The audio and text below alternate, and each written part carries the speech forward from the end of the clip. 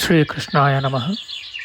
ವಸುದೇವಸುತಂ ದೇವಂ ಕಂಸಚಾಣೂರಮರ್ದನಂ ದೇವಕೀ ಪರಮಾನಂದಂ ಕೃಷ್ಣಂ ವಂದೇ ಜಗದ್ಗುರುಂ. ಬ್ರಹ್ಮಸ್ಥಾನ ಸರೋಜ ಮಧ್ಯವಿಲಸಚ್ಛೀತಾಂಶು ಪೀಠಸ್ಥಿತಂ ಸ್ಫೂರ್ಜತ್ಸೂರ್ಯರುಚಿಂ ವರಾಭಯಕರಂ ಕರ್ಪೂರಕುಂದೋಜ್ವಲಂ ಶ್ವೇತಸೃಗ್ವಸನಾನುಲೇಪನಯುತಂ ವಿದ್ಯುದ್ರುಚಾ ಕಾಂತಯ ಸಂಶ್ಲಿಷ್ಟಾರ್ಧತನುಂ ಪ್ರಸನ್ನವದನಂ ವಂದೇ ಗುರುಂ ಸಾದರಂ. ಶ್ರೀ ಗುರುಭ್ಯೋ ನಮಃ. ಲಂಬೋದರಂ ಪರಮಸುಂದರಮೇಕದಂತಂ ರಕ್ತಾಂಬರಂ ತ್ರಿನಯನಂ ಪರಮಂ ಪವಿತ್ರಂ ಉದ್ಯದ್ದಿವಾಕರಕರೋಜ್ವಲಕಾಯಕಾಂತಂ ವಿಘ್ನೇಶ್ವರಂ ಸಕಲವಿಘ್ನಹರಂ ನಮಾಮಿ. ತ್ವಾಂ ದೇವ ವಿಘ್ನದಲನೇತಿ ಚ ಸುಂದರೇತಿ ಭಕ್ತಿಪ್ರಿಯೇತಿ ಸುಖದೇತಿ ಫಲಪ್ರದೇತಿ ವಿದ್ಯಾಪ್ರದೇತ್ಯಗಹರೇತಿ ಚ ಯೇ ಸ್ತುವಂತಿ ತೇಭ್ಯೋ ಗಣೇಶವರದೋ ಭವ ನಿತ್ಯಮೇವ. ಶ್ರೀ ಮಹಾಗಣಪತಯೇ ನಮಃ. ಯಾ ಕುಂದೇಂದು ತುಷಾರಹಾರಧವಳ ಯಾ ಶುಭ್ರವಸ್ತ್ರಾವೃತ ಯಾ ವೀಣಾ ವರದಂಡಮಂಡಿತಕರ ಯಾ ಶ್ವೇತಪದ್ಮಾಸನ ಯಾ ಬ್ರಹ್ಮಾಚ್ಯುತ ಶಂಕರ ಪ್ರಭೃತಿಭಿಃ ದೇವೈಃ ಸದಾ ವಂದಿತಾ ಸಾ ಮಾಂ ಪಾತು ಸರಸ್ವತೀ ಭಗವತಿ ನಿಶ್ಶೇಷಜಾಡ್ಯಾಪಃ. ಶ್ರೀ ಸರಸ್ವತ್ಯೇ ನಮಃ. ವೇದಾರ್ಥತತ್ವವಿಶದೀಕರಣೇನ ಪುಂಸಾಂ ಉಚ್ಚೈರ್ಗತಿಂ ಜಗತಿ ಯೋ ದಯಾಯ ವಿಧಾತುಂ ರಮ್ಯಾಂ ಪುರಾಣಪದವೀಂ ಪ್ರಣಿನಾಯ ತಸ್ಮೈ ಲೋಕೇಶವೈಭವಪುಷೇ ಋಷಯೇ ನಮಸ್ತಾತ್. ತಸ್ಮೈ ವ್ಯಾಸಾಯ ಮುನಯೇ ಸರ್ವಜ್ಞಾಯ ಮಹರ್ಷಯೇ ಪರಾಶರ್ಯಾಯ ಶಾಂತಾಯ ನಮೋ ನಾರಾಯಣಾತ್ಮನೆ. ಶ್ರೀ ವ್ಯಾಸಾಯ ನಮಃ.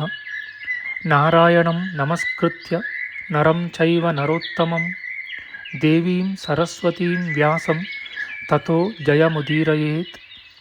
ಕನಕರುಚಿದುಕೂಲಃ ಕುಂಡಲೋಲ್ಲಾಸಿಗಲ್ಲಃ ಶಮಿತಭುವನಭಾರಃ ಕೋಪಿ ಲೀಲಾವತಾರಃ ತ್ರಿಭುವನಸುಖಕಾರಿ ಶೇಷಶಾಯೀ ಮುಕುಂದೋ ಪರಿಕಲಿತರಮಾಂಗೋ ಮಂಗಲಂ ನಸ್ತನೋತು. ನಮಾಮಿ ಗೋವಿಂದ ಪದಾರವಿಂದಂ ಸದೇಂದಿರಾನಂದನಮುತ್ತಮಾಡ್ಯಂ ಜಗಜ್ಜನಾನಾಂ ಹೃದಯ ಸನ್ನಿವಿಷ್ಟಂ ಮಹಾಜನೈಕಾಯನಮುತ್ತಮೋತ್ತಮಂ. ನಮಸ್ತೆ ಚಕ್ರಹಸ್ತಾಯ ಶಾರ್ङ्ಗಹಸ್ತಾಯ ತೇ ನಮಃ. ನಂದಹಸ್ತಾಯ ತೇ ವಿಷ್ಣೋ ಶಂಖಹಸ್ತಾಯ ತೇ ನಮಃ. ಓಂ ನಮೋ ವಾಸುದೇವಾಯ ನಮಃ ಸಂಕರ್ಷಣಾಯ ಚ ಪ್ರದ್ಯುಮ್ನಾಯ ನಮಸ್ತುಭ್ಯಂ ಅನಿರುದ್ಧಾಯ ತೇ ನಮಃ. ಪಾತಾಲಾದುತ್ಪತಿಷ್ಣೋರ್ಮಕರವಸತಯೋ ಯಸ್ಯ ಪುಚ್ಛಾಭಿಘಾತ ಧೂರ್ಧ್ವಂ ಬ್ರಹ್ಮಾಂಡಖಂಡ ವ್ಯತಿಕರವಿಹಿತ ವ್ಯತ್ಯಯೇ ನಾಪತಂತಿ. ವಿಷ್ಣೋರ್ಮತ್ಸ್ಯಾವತಾರೇ ಸಕಲವಸುಮತಿ ಮಂಡಲಂ ವ್ಯಶ್ನುವಾನಃ ತಸ್ಯಾಸ್ಯೋದೀರಿತಾನಾಂ ಧ್ವನಿರಪಹರತಾದಶ್ರಿಯಂ ವ ಶ್ರುತೀನಾಂ. ಶ್ರೀ ಮತ್ಸ್ಯರೂಪಿ ಪರಮಾತ್ಮನೇ ನಮಃ. ಪ್ರಿಯ ಬಾಂಧವರೇ, ನಮ್ಮ ಈ ಶ್ರೀ ಲಾಲೀಕೃಷ್ಣ ಚಾನಲ್ಗೆ ಸ್ವಾಗತ.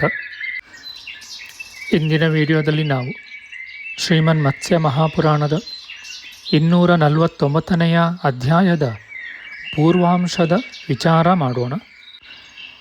ಈ ಅಧ್ಯಾಯದಲ್ಲಿ ಅಮೃತಮಂಥನ ವೃತ್ತಾಂತ, ದೇವಾಸುರರ ಯುದ್ಧದಲ್ಲಿ ದೇವತೆಗಳಿಗೆ ಆದ ಪರಾಜಯ, ಅಮೃತವನ್ನು ಸಂಪಾದಿಸಲು ದೇವತೆಗಳು ದೈತ್ಯರೊಡನೆ ಮಾಡಿಕೊಂಡ ಒಪ್ಪಂದ, ಆದಿಕೂರ್ಮನ ಮತ್ತು ಆದಿಶೇಷನ ಸಹಾಯವನ್ನು ಪಡೆದು ಕ್ಷೀರ ಸಮುದ್ರವನ್ನು ಕಡೆಯಲು ತೊಡಗಿದುದು, ಮಂದರ ಪರ್ವತವು ಉರುಳಿ ಬೀಳದೆ ನೆಟ್ಟಗೆ ನಿಲ್ಲುವಂತೆ ಮಾಡಬೇಕೆಂದು ವಿಷ್ಣುವನ್ನು ಬೇಡಿಕೊಂಡುದು, ಎಲ್ಲರೂ ಬಹುಕಾಲ ಸಮುದ್ರವನ್ನು ಕಡೆದು ಬಳಲಿದುದು ಎಂಬ ವಿಚಾರ ಮಾಡೋಣ.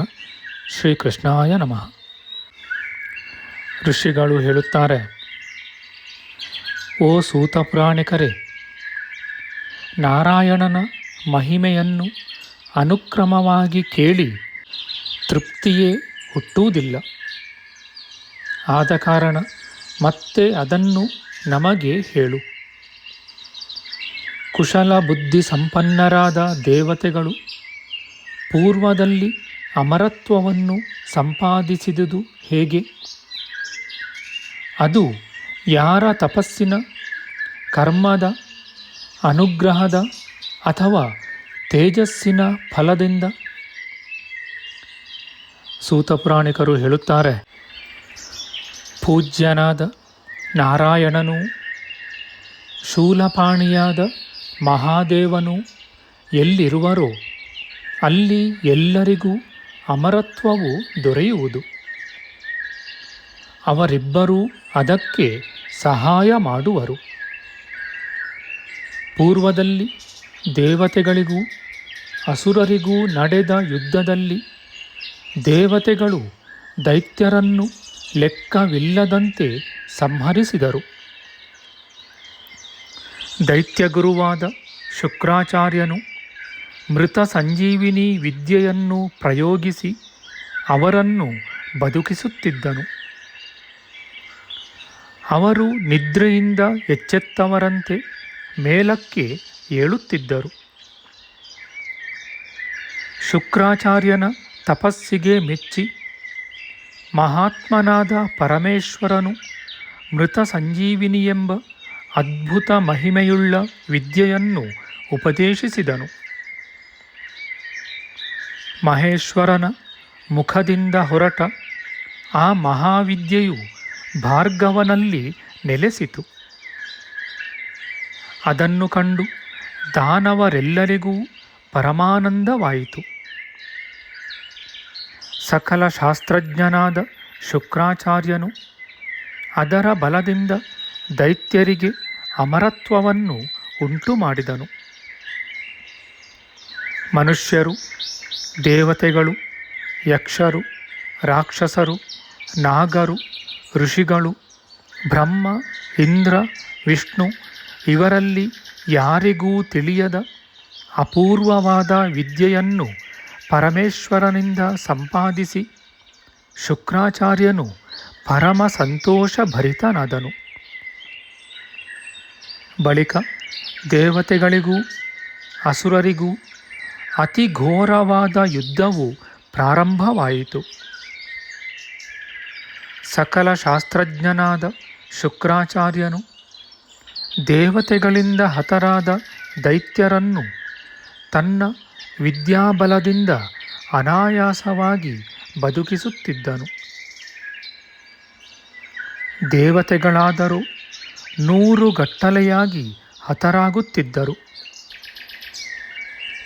ಇದನ್ನು ನೋಡಿ ಇಂದ್ರನು, ಮಹಾಪ್ರಾಜ್ಞನಾದ ಬೃಹಸ್ಪತಿಯು, ಇನ್ನೂ ಉಳಿದ ದೇವತೆಗಳು ಕಂಗೆಟ್ಟ ಮುಖದಿಂದ ದಿಕ್ಕು ತೋಚದವರಾದರು. ಅವರೆಲ್ಲರೂ ಆಗ ವಿಷಣ್ಣರಾಗಿರಲು ಮೇರು ಪರ್ವತದ ಮೇಲೆ ಕುಳಿತಿದ್ದ ಬ್ರಹ್ಮದೇವನು ಆ ಸುರಪ್ರಮುಖರಿಗೆ ಇಂತೆಂದನು. ಬ್ರಹ್ಮದೇವನು ಹೇಳುತ್ತಾನೆ, ದೇವತೆಗಳಿರ ನನ್ನ ಮಾತನ್ನು ಕೇಳಿ, ಅದರಂತೆಯೇ ನಡೆಯಿರಿ. ದಾನವರೊಡನೆ ಸ್ನೇಹವನ್ನು ಮಾಡಿಕೊಳ್ಳಿ, ಆ ಕಾರ್ಯಕ್ಕೆ ಪ್ರವರ್ತಿಸಿರಿ. ಅಮೃತವನ್ನು ಸಂಪಾದಿಸಲು ಯತ್ನ ಮಾಡಿರಿ. ಕ್ಷೀರ ಸಮುದ್ರವನ್ನು ಕಡೆಯಿರಿ. ವರುಣನ ಸಹಾಯವನ್ನು ಪಡೆಯಿರಿ. ಮಹಾವಿಷ್ಣುವನ್ನು ಎಚ್ಚರಿಸಿರಿ. ಮಂದರ ಪರ್ವತವನ್ನು ಕಡೆಗೋಲಾಗಿಯೂ ಆದಿಶೇಷನನ್ನು ಕಡೆಯುವ ಹಗ್ಗವಾಗಿಯೂ ಮಾಡಿಕೊಳ್ಳಿ. ದಾನವೇಂದ್ರನಾದ ಬಲಿಗೆ ಸ್ವಲ್ಪ ಕಾಲ ಸೇವೆಯನ್ನು ಮಾಡಿರಿ. ಪಾತಾಳದಲ್ಲಿರುವ ಆದಿಕೂರ್ಮ ರೂಪನೂ ನಿರ್ವಿಕಾರನೂ ಆದ ಮಹಾವಿಷ್ಣುವನ್ನು ಬೇಡಿಕೊಳ್ಳಿ. ಮಂದರ ಪರ್ವತವನ್ನು ಪ್ರಾರ್ಥಿಸಿರಿ. ಇನ್ನು ಸಮುದ್ರ ಮಂಥನ ಕಾರ್ಯದಲ್ಲಿ ತೊಡಗಿರಿ.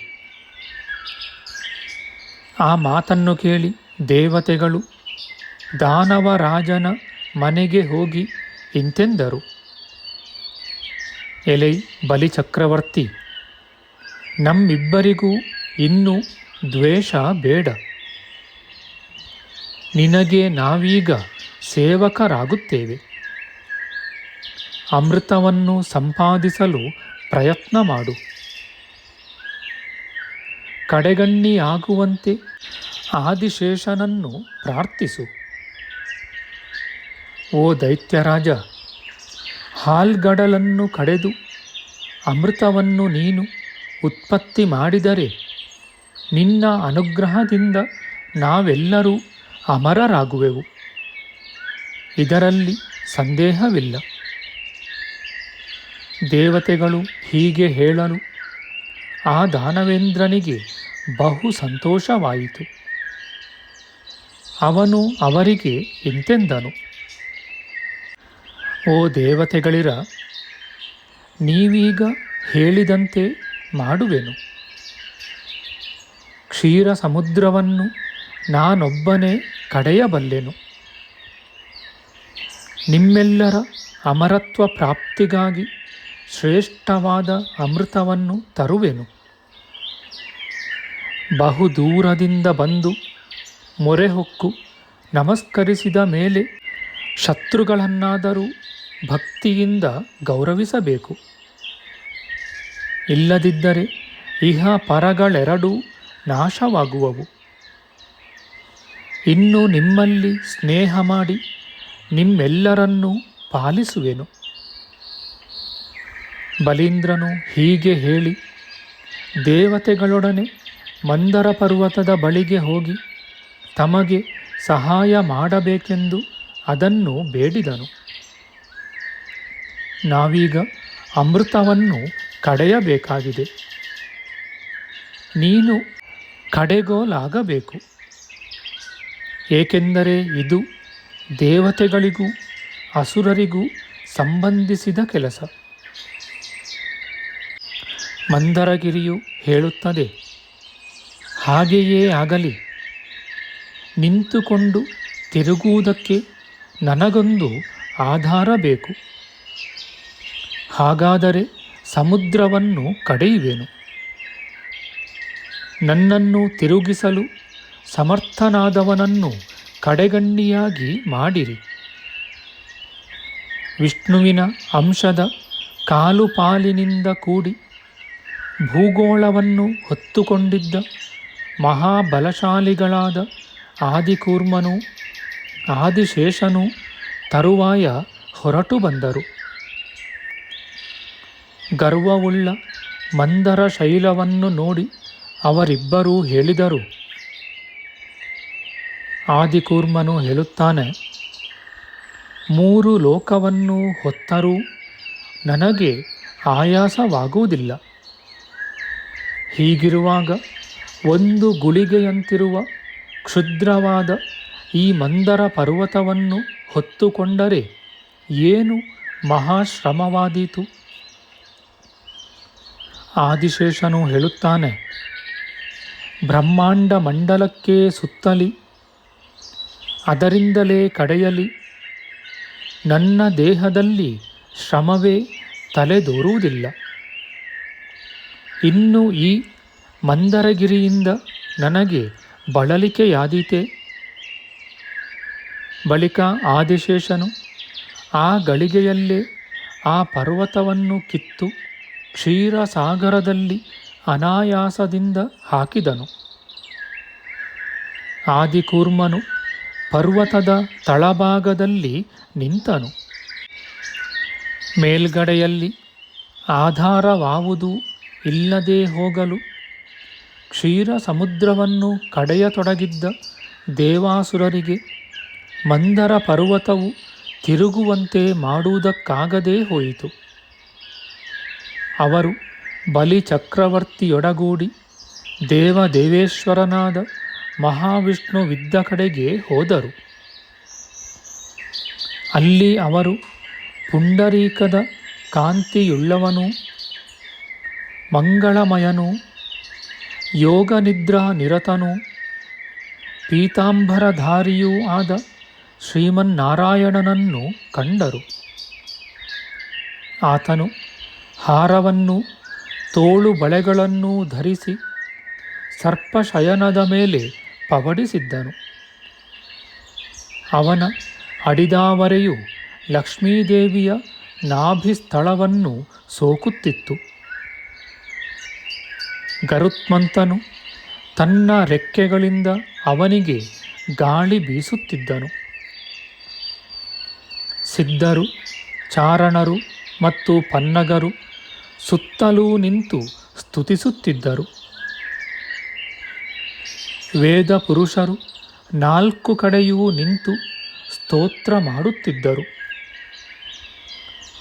ಎಡಗೈಯನ್ನು ತಲೆದಿಂಬಾಗಿ ಮಾಡಿಕೊಂಡು ಶಯನಿಸಿದ್ದ ಭಗವಂತನನ್ನು ದೇವತೆಗಳು, ದಾನವರು ಸ್ತುತಿಸಿದರು. ದೇವತೆಗಳು, ದಾನವರು ಹೇಳುತ್ತಾರೆ, ತೇಜಸ್ಸಿನಲ್ಲಿ ಸೂರ್ಯನನ್ನು ಮೀರಿಸಿದ 3 ಲೋಕಗಳ ಒಡೆಯ ನಿನಗೆ ನಮಸ್ಕಾರ.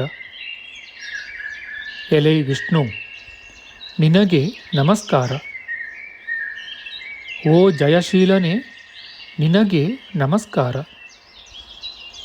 ಕೈಟಭ ವೈರಿ, ನಿನಗೆ ನಮಸ್ಕಾರ.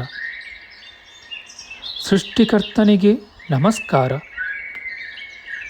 ಜಗದ್ರಕ್ಷಕನಿಗೆ, ಘೋರವಾದ ರುದ್ರರೂಪದಿಂದ ವಿಶ್ವವನ್ನು ಸಂಹರಿಸುವಾತನಿಗೆ ನಮಸ್ಕಾರ. ಶೂಲಾಯುಧವನ್ನು ಹಿಡಿದವನೇ, ಎದುರಿಸಲಾಗದವನೇ, ದಾನವಾಂತಕನಾದ ನಿನಗೆ ನಮಸ್ಕಾರ. 3 ಹೆಜ್ಜೆಗಳಿಂದ 3 ಲೋಕಗಳನ್ನು ಆಕ್ರಮಿಸಿದ ಸಂಸಾರ ಸಂಬಂಧ ರಹಿತನಾದ ನಿನಗೆ ನಮಸ್ಕಾರ. ಪ್ರಚಂಡರಾದ ದೈತ್ಯ ವೀರರೆಂಬ ಹತ್ತಿಗೆ ಪ್ರಳಯಾಗ್ನಿಯಾದವನೇ, ನಿನಗೆ ನಮಸ್ಕಾರ. ಹೊಕ್ಕಳೆಂಬ ಕೊಳದಲ್ಲಿ ಬ್ರಹ್ಮನೆಂಬ ಕಮಲವನ್ನು ಸೃಜಿಸಿದವನೇ, ಅಸದೃಶ ಪರಾಕ್ರಮನೇ, ನಿನಗೆ ನಮಸ್ಕಾರ. ಬ್ರಹ್ಮನನ್ನು ಮಹಾಭೂತಗಳನ್ನು ನಿರ್ಮಿಸಿದ, ಜಗತ್ತನ್ನು ಲಯಗೊಳಿಸುವ ನಿನಗೆ ನಮಸ್ಕಾರ. ಎಲೈ ಜಗತ್ಪ್ರಿಯನೇ, ಸೃಷ್ಟಿಸಿದ ಎಲ್ಲ ಲೋಕಗಳನ್ನು ರಕ್ಷಿಸುವವನೇ, ಸಕಲ ಜಂತುಗಳನ್ನು ವಿವಿಧ ಕಾರ್ಯಗಳಲ್ಲಿ ಪ್ರೇರಿಸುವ ನಿನಗೆ ನಮಸ್ಕಾರ. ಲಕ್ಷ್ಮೀದೇವಿಯ ಮುಖವೆಂಬ ತಾವರೆಯ ದುಂಬಿಯಂತಿರುವ ಎಲೈ ದೇವ, ದೈತ್ಯನಾಶಕನೂ ಮಹಾ ಸಂಗ್ರಾಮ ವೀರನೂ ಕೀರ್ತಿವಂತನೂ ಆದ ನಿನಗೆ ನಮಸ್ಕಾರ. ಎಲ್ಲ ಬೆಟ್ಟಗಳಿಗಿಂತ 1,00,000 ಪಾಲು ದೊಡ್ಡದಾದ ಮಂದರ ಪರ್ವತವನ್ನು ದೃಢವಾಗಿ ನಿಲ್ಲಿಸು. ಅಮೃತೋತ್ಪಾದನೆಗೆ ಸಹಾಯ ಮಾಡಿ ನಮ್ಮನ್ನು ಅಮರರೆನಿಸು. ದೇವ, ಅತ್ಯಂತ ಬಲವಾದ ನಿನ್ನ 2 ತೋಳುಗಳಿಂದ ಮಂದರವನ್ನು ಹಿಡಿದುಕೊಂಡು ಒಂದು ಕೈಯಿಂದ ಅಮೃತವನ್ನು ಕಡೆ. ಹವ್ಯ ಕವ್ಯಗಳನ್ನು ಭುಂಜಿಸತಕ್ಕ ನಮಗಾಗಿ ಈ ಕಾರ್ಯವನ್ನು ನಡೆಸಿಕೊಡು. ಸ್ತೋತ್ರಪೂರ್ವಕವಾದ ದೇವತೆಗಳ ಪ್ರಾರ್ಥನೆಯನ್ನು ಕೇಳಿದ ಬಳಿಕ ಮಹಾವಿಷ್ಣುವು ಯೋಗ ನಿದ್ರೆಯನ್ನು ತೊರೆದು ಎದ್ದು ಮುಂದಿನ ಮಾತುಗಳನ್ನು ಹೇಳುತ್ತಾನೆ. ನಮ್ಮ ಮುಂದಿನ ವಿಡಿಯೋದಲ್ಲಿ ನಾವು ಶ್ರೀಮನ್ ಮತ್ಸ್ಯ ಮಹಾಪುರಾಣದ 249ನೆಯ ಅಧ್ಯಾಯದ ಉತ್ತರಾಂಶದ ವಿಚಾರ ಮಾಡೋಣ. ಆಧ್ಯಾತ್ಮಿಕ ಚರ್ಚೆ ಮತ್ತು ವಿಚಾರ ವಿನಿಮಯಕ್ಕಾಗಿ ಶುರು ಮಾಡಿದ ಈ ಚಾನಲ್ನಲ್ಲಿ ನಾವು ಅಪ್ಲೋಡ್ ಮಾಡುವ ಎಲ್ಲ ವಿಡಿಯೋಗಳನ್ನು ಸಂಪೂರ್ಣವಾಗಿ ನೋಡಿ ನಿಮ್ಮ ಸಲಹೆಗಳನ್ನು ಕಮೆಂಟ್ ಬಾಕ್ಸ್ನಲ್ಲಿ ಬರೆಯಿರಿ. ಈ ಚಾನಲ್ಗೆ ಸಬ್ಸ್ಕ್ರೈಬ್ ಮಾಡಿ ಹಾಗೂ ಬೆಲ್ ಬಟನ್ ಒತ್ತಿ ನಾವು ಹಾಕುವ ಎಲ್ಲ ವಿಡಿಯೋಗಳನ್ನು ನೋಡಿ ಪ್ರೋತ್ಸಾಹಿಸಿ. ಕೃಷ್ಣಂ ನಾರಾಯಣಂ ವಂದೇ, ಕೃಷ್ಣಂ ವಂದೇ ವ್ರಜಪ್ರಿಯಂ, ಕೃಷ್ಣಂ ದ್ವೈಪಾಯನಂ ವಂದೇ, ಕೃಷ್ಣಂ ವಂದೇ ಪೃಥಾಸುತಂ. ಶ್ರೀಕೃಷ್ಣಾಯ ನಮಃ.